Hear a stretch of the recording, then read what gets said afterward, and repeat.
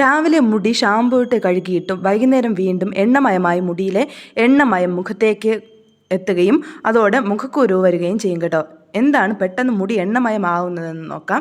അപ്പോൾ അതിന് മുമ്പായിട്ട് എൻ്റെ വീഡിയോസ് നിങ്ങൾ ആദ്യമായിട്ടാണ് കാണുന്നതെങ്കിൽ നിങ്ങൾക്ക് വീഡിയോസ് ഇഷ്ടപ്പെട്ടാൽ ചാനൽ സബ്സ്ക്രൈബ് ചെയ്യാനും വീഡിയോസ് ലൈക്ക് ചെയ്യാനും ഷെയർ ചെയ്യാനും കമൻറ്റ് ചെയ്യാനും മറക്കരുതേ. ഷാമ്പു ചെയ്തിട്ടും മുടിയിൽ എണ്ണമയത്തിന് കാരണം ഇതായിരിക്കും കേട്ടോ. ഏറ്റവും വലിയ കാരണം എന്ന് പറയുന്നത് നമ്മുടെ മുടിയുടെ തരമാണ്. നമ്മുടെ മുടി നേർത്തതും നീണ്ടതുമാണെങ്കിൽ പെട്ടെന്ന് എണ്ണമയമുള്ളതായി തോന്നും കേട്ടോ. ഇതിന് പിന്നിൽ ജനിതക കാരണങ്ങളും ആകാം കേട്ടോ. നമ്മുടെ മാതാപിതാക്കളുടെ മുടി വളരെ നേർത്തതും എണ്ണമയമുള്ളതുമാണെങ്കിലും ഇത് സംഭവിക്കാവേ. അതുപോലെ തന്നെ സമ്മർദ്ദം അല്ലെങ്കിൽ അമിതമായ മുടി കഴുകൽ തുടങ്ങിയ നിരവധി കാരണങ്ങളും ഉണ്ട് കേട്ടോ. പലരും കാരണം അറിയാതെയാണ് ഷാംപൂസ് ഉപയോഗം കൂട്ടുന്നത്. ദിവസവും മുടി കഴുകിയാൽ മുടിയിൽ കൂടുതൽ സെബം ഉൽപ്പാദിപ്പിക്കപ്പെടുകയും സെബം എന്നാൽ നമ്മുടെ മുടിയുടെ വേരുകളിൽ ഉണ്ടാവുന്ന എണ്ണയാണെന്ന് എല്ലാവർക്കും അറിയാവുന്ന കാര്യമാണല്ലേ. അങ്ങനെ എണ്ണ ഉണ്ടെങ്കിൽ പുറത്തുനിന്ന് നമ്മൾ സെപ്പറേറ്റ് എണ്ണ അപ്ലൈ ചെയ്യേണ്ട ആവശ്യമില്ല. ഇതുമൂലം തലയോട്ടി ഹൈപ്പർ ആക്റ്റീവ് ആവുകയും കൂടുതൽ സെബം ഉൽപ്പാദിപ്പിക്കുകയും ചെയ്യും കേട്ടോ. ഇത് മുടിയെ എണ്ണമയമുള്ളതാക്കി മാറ്റാൻ കാരണമാകും.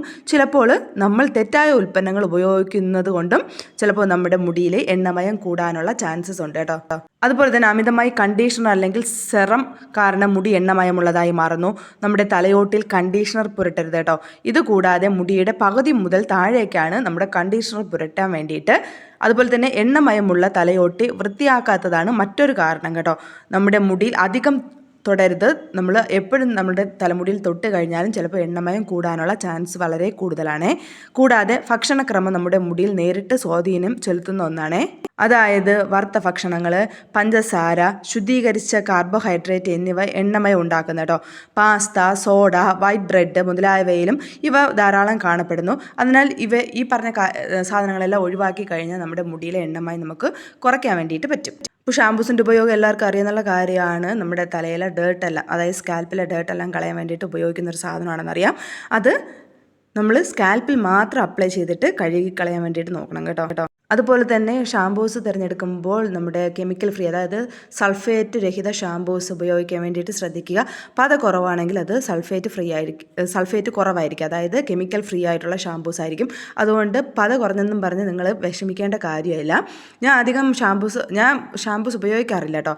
ഞാൻ നമ്മുടെ നാച്ചുറൽ താളി, കൂടുതലും ചെമ്പരത്തി താളി ഉപയോഗിച്ചാണ് ഹെയർ വാഷ് ചെയ്യുന്നത്. അപ്പോൾ ഷാംപൂസൊക്കെ ധാരാളം ഉപയോഗിക്കുന്നവരുണ്ടെങ്കിൽ അതിൻ്റെ ഉപയോഗം ഒന്ന് കുറച്ച് കഴിഞ്ഞാൽ നമ്മുടെ മുടിയെ നമുക്ക് നല്ല രീതിയിൽ സംരക്ഷിക്കാൻ വേണ്ടിയിട്ട് പറ്റുമേ. അതുപോലെ തന്നെ ഷാംപൂസ് ഇടുന്നതിന് മുമ്പ് നമ്മൾ ശ്രദ്ധിക്കേണ്ട കുറച്ച് കാര്യങ്ങൾ.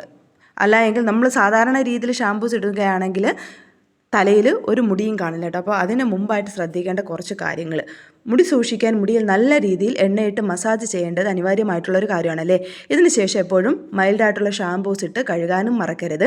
മുടി കഴുകുന്നതിൽ നാം വരുത്തുന്ന തെറ്റുകൾ പലപ്പോഴും മുടിയുടെ ആരോഗ്യത്തെ ബാധിക്കും കേട്ടോ. ഷാമ്പു ഇടുമ്പോൾ ചില കാര്യങ്ങൾ ശ്രദ്ധിക്കണം. അതെന്തൊക്കെയാണെന്ന് നോക്കാം. ചിലർ മുടി കെട്ടി വച്ചിട്ട് അതുപോലെ പോയി ഷാമ്പു ഇടും. മുടി എപ്പോഴും ചീകി വൃത്തിയാക്കി ജട കളഞ്ഞതിന് ശേഷം വേണം ഷാംപൂസ് ഇട്ട് കഴുകാൻ വേണ്ടിയിട്ടേ. അതുപോലെ തന്നെ കുളിക്കാൻ പോകുമ്പോൾ വേഗത്തിൽ തലമുടി അഴിച്ചിട്ട് കഴുകാൻ പാടില്ല. രാത്രി കിടക്കുന്നതിന് മുമ്പും മുടിയുടെ ജട മാറ്റേണ്ടത് ഏറെ നല്ലതാണ്. അതുകൂടാതെ തലമുടിയിൽ ഷാംപൂസ് ഒരിക്കലും നേരിട്ട് ഉപയോഗിക്കാൻ വേണ്ടിയിട്ട് പാടില്ല. വെള്ളത്തിൽ ചേർത്ത് നന്നായി വീര്യം കുറച്ച ശേഷം വേണം ഉപയോഗിക്കാൻ വേണ്ടിയിട്ട്. കെമിക്കലുകളുള്ള ഷാംപൂസ് നേരിട്ട് മുടിയിൽ ഉപയോഗിക്കുന്നത് മുടി പൊട്ടിപ്പോകാനും കൊഴിയാനും സാധ്യത കൂട്ടുന്നു കേട്ടോ.